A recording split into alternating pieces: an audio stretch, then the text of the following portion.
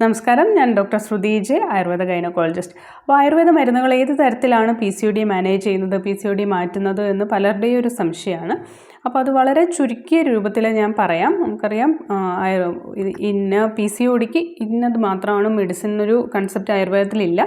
ഓരോ രോഗിയുടെയും ഓരോ PCOD പേഷ്യൻ്റെയും ലക്ഷണങ്ങൾക്കനുസരിച്ചും അവരുടെ ഒരു പ്രത്യേക PCODൻ്റെ ഏത് കാറ്റഗറിയെന്നനുസരിച്ചുമാണ് നമ്മൾ മരുന്നുകൾ സെലക്ട് ചെയ്യുന്നത്. അത് പ്രധാനമായിട്ടും 5 കാര്യങ്ങളാണ് നമ്മൾ മരുന്ന് വെച്ച് മാനേജ് ചെയ്യാൻ ശ്രമിക്കുന്നത്. ഒന്ന്, ഡൈജഷൻ കറക്റ്റ് ചെയ്യുക. എന്താണ് ഡൈജഷൻ്റെ ഒരു പ്രശ്നമാണ് ഏതൊരു അസുഖത്തിൻ്റെയും ഒരു ബേസിക് കോസ് അല്ലേ. നമ്മൾ കഴിക്കുന്ന ഭക്ഷണം ശരിയായി ദഹിക്കുന്നില്ല, ശരിയായ അതിന് ശരീരത്തിൽ വിവിധ പ്രവർത്തനങ്ങൾക്ക് വേണ്ട ഒരു സഫിഷ്യൻറ്റ് ഊർജം കൊടുക്കാൻ പറ്റുന്നില്ല എന്നുള്ളതാണ് ഏതൊരു അസുഖത്തിൻ്റെയും തുടക്കമായ കാരണം. അപ്പോൾ ഡൈജഷൻ കറക്റ്റ് ചെയ്യുക. അപ്പോൾ തീരെ വിശപ്പ് കുറവുള്ള പലരും വിചാരിക്കുന്നുണ്ടാവും, വിശപ്പ് കുറവായാൽ അത്രയും ഭക്ഷണം കഴിക്കണ്ടല്ലോ, അതൊരു സൗകര്യമായിട്ട് കണക്ക് കൂട്ടുന്ന ഒരുപാട് പേരെ ഞാൻ കണ്ടിട്ടുണ്ട്.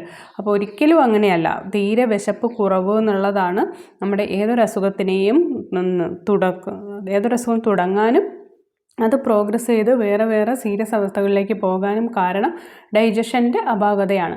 അപ്പോൾ വിശപ്പ് കുറഞ്ഞവർക്ക് അത് നോർമൽ ലെവലിലേക്ക് കൂട്ടിയെടുക്കാനും പലതരത്തിലുള്ള ഫുഡ് ക്രേവിങ്സ് ഉള്ളവരുണ്ടാകാം. അതും ഇതും വാരി വലിച്ച് തിന്നാനും കൂടുതൽ ചോറ് തിന്നാൻ, കൂടുതൽ മധുരം തിന്നാൻ, അതെല്ലാം ഡൈജഷൻ്റെ വേറൊരു ലെവലാണ്.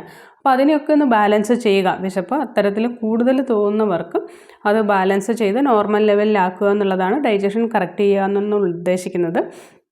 ഏറ്റവും PCODയുടെ first step line of treatment അതിൽ നിന്നാണ് നമ്മൾ തുടങ്ങാറ്. രണ്ടാമത്, ഓവുലേഷൻ കറക്റ്റ് ചെയ്യുക. ഓഫ് കോഴ്സ് PCODയിൽ നിന്നല്ല, ഏതൊരു സ്ത്രീ രോഗത്തിലും ഏറ്റവും കാതലായ ഒരു അംശം എന്ന് പറയുന്നത് ഓവുലേഷനാണ്. കൃത്യമായ ഓവുലേഷൻ തടസ്സപ്പെടുന്നതാണ് പലതരത്തിലുള്ള ഹോർമോണൽ പ്രശ്നങ്ങൾക്കും കാരണം. അപ്പോൾ നമുക്കറിയാം, OCP ബർത്ത് കൺട്രോൾ പിൽസൊക്കെ കഴിക്കുന്നതിലൂടെ നമുക്ക് ഓവുലേഷൻ തടഞ്ഞു വെച്ചുകൊണ്ടാണ് നമ്മൾ പലപ്പോഴും PCODയെ പലതരം ഹോർമോണൽ പ്രശ്നങ്ങളെ കറക്റ്റ് ചെയ്യാൻ നോക്കുന്നത്. അതൊരിക്കലും ശരിയായ ഒരു റൂട്ടല്ല. ഓവുലേഷൻ വളരെ എസെൻഷ്യലായിട്ട് നമ്മുടെ ഹോർമോൺ ബാലൻസ് ചെയ്യാൻ ആവശ്യമായ ഒരു പ്രക്രിയ തന്നെയാണ്.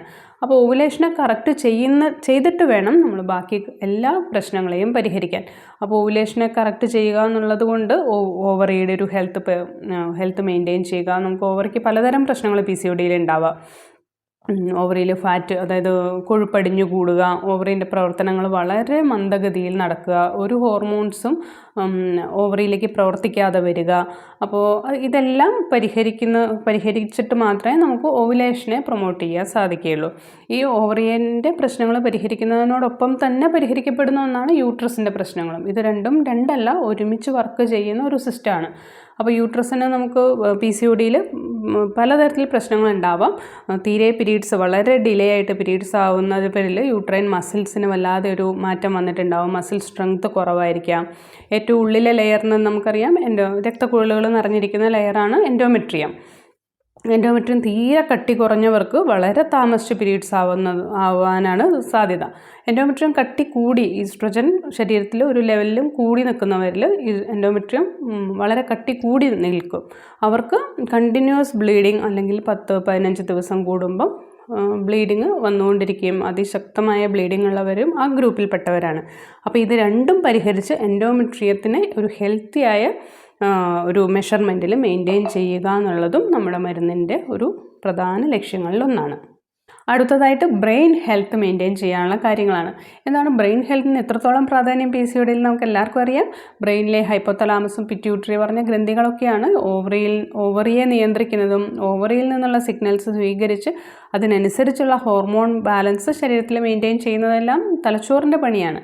അപ്പോൾ തലച്ചോറ് അവിടെ പണിമുടക്കിയാൽ എല്ലാം തീർന്നു. അതായത് ഹോർമോണിൻ്റെ എല്ലാ ബാലൻസും എല്ലാ നിയന്ത്രണവും അവിടെ നഷ്ടപ്പെടും, അല്ലെങ്കിൽ തകരാറിലാവും.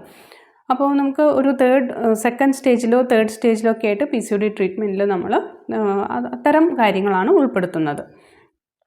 ഹൈപ്പോതലാമോ പിറ്റ്യൂട്ടറി ഒവേറിയൻ ആക്സസ് HPO ആക്സസിൻ്റെ ഒരു റൂട്ട് ക്ലിയർ ആക്കാനുള്ള മെഡിസിൻസ്, അതിൽ കൂടുതലും നമ്മൾ രസായന പ്രോപ്പർട്ടിയുള്ള, അതായത് കുറച്ച് നെയ്യ് ചേർന്ന മരുന്നുകൾ, അത്തരത്തിൽ ഒക്കെ മരുന്നുകളായിരിക്കും അതിൽ സ്വീകരിക്കുക. കാരണം ബ്ലഡ് ബ്രെയിൻ ബാരിയറിനെ ക്രോസ് ചെയ്യാൻ എല്ലാ മരുന്നുകൾക്കും സാധിക്കില്ല. അപ്പോൾ അതിനനുസരിച്ച് കോമ്പിനേഷനിലുള്ള മരുന്നുകളായിരിക്കും അതിനെ സെലക്ട് ചെയ്യുക. അഞ്ചാമത്തെ ഏറ്റവും പ്രധാനപ്പെട്ട ഒരു കാര്യം എന്ന് പറഞ്ഞാൽ liver function maintenance, liver strengthening. ലിവറിന് എന്താണ് PCODയിൽ പ്രാധാന്യം നിങ്ങൾക്ക് എല്ലാവർക്കും അറിയാമായിരിക്കും. ലിവർ എന്നുള്ളത് നമ്മൾ വിചാരിക്കുന്ന പോലെ ഒരു സാധാരണ പുള്ളിയല്ല, നമുക്കറിയാം അല്ലേ. ഇന്ന് നമുക്ക് ലിവറിൻ്റെ പ്രവർത്തനങ്ങൾ, ലിവറിൻ്റെ ഒരു പ്രാധാന്യം വളരെ കൂടുതൽ മനസ്സിലാക്കിക്കൊണ്ടിരിക്കുന്ന ഒരു കാലഘട്ടമാണ്. നമ്മൾ മനസ്സിലാക്കിയതിനേക്കാൾ എത്രയോ അധികമാണ് ലിവറിൻ്റെ ഒരു പ്രാധാന്യം. അത് ആയുർവേദത്തിൽ വളരെ വ്യക്തമായിട്ട് ലിവർ പ്രൊട്ടക്റ്റീവ് ആയിട്ടുള്ള മരുന്നുകൾ എല്ലാ കോമ്പിനേഷനിലും ചേർത്തിരിക്കുന്നതായിട്ട്, അതായത് ഇത്തരത്തിൽ നമ്മളൊരു ഹോർമോൺ പ്രശ്നങ്ങളിൽ ചികിത്സിക്കുന്നത് എല്ലാത്തിലും ലിവർ പ്രൊട്ടക്റ്റീവ് ആയിട്ടുള്ള 1-2 മെഡിസിൻസ് കാണുന്നുള്ളത് ഉറപ്പാണ്. അപ്പോൾ ലിവറിന് അത്രമാത്രം പ്രാധാന്യവും ലിവറിന് അത്രമാത്രം ഇമ്പോർട്ടൻസ് അസുഖത്തിലുണ്ട് എന്നുള്ളതും ആയുർവേദ ശാസ്ത്രത്തിൽ വളരെ പണ്ടേ മനസ്സിലാക്കിയിരുന്നു എന്നുള്ളത് തന്നെ നമുക്ക് വലിയൊരു അഭിമാനിക്കാവുന്ന കാര്യമാണ്. അപ്പോൾ ലിവറിൻ്റെ പ്രധാന ഫംഗ്ഷൻ എന്ന് പറഞ്ഞാൽ എക്സസ് ആയിട്ടുള്ള ഹോർമോൺസിനൊക്കെ കൃത്യമായിട്ട് ഡീടോക്സിഫൈ ചെയ്ത് അതിനെ ക്ലിയർ ആക്കുക ശരീരത്തിൽ നിന്നുള്ളതാണ്.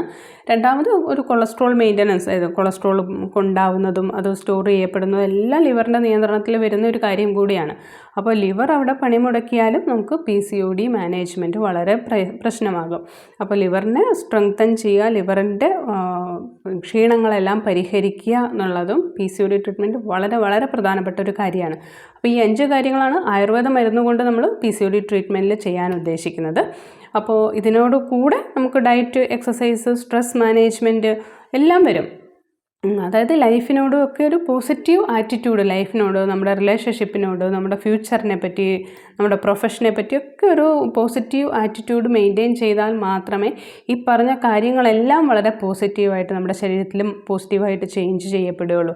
ഏതൊരാൾക്കാർ കുറ്റം പറഞ്ഞോട്ടെ, ഏതൊരാൾക്കാർ ഡീമോട്ടിവേറ്റ് ചെയ്തോട്ടെ, പക്ഷെ നമ്മുടെ തീരുമാനമായിരിക്കണം PCODയെ എങ്ങനെ നമ്മൾ പരിഹരിക്കും എന്നുള്ളതും നമ്മളെങ്ങനെ ജീവിക്കും എന്നുള്ളതും. അപ്പോൾ ആരും ഒരു തരത്തിലും നിരാശപ്പെടേണ്ട കാര്യമില്ല. PCOD എന്നുള്ളത് നമുക്ക് പൂർണ്ണമായും പരിഹരിക്കാവുന്ന ഒരു കാര്യം മാത്രമാണ്.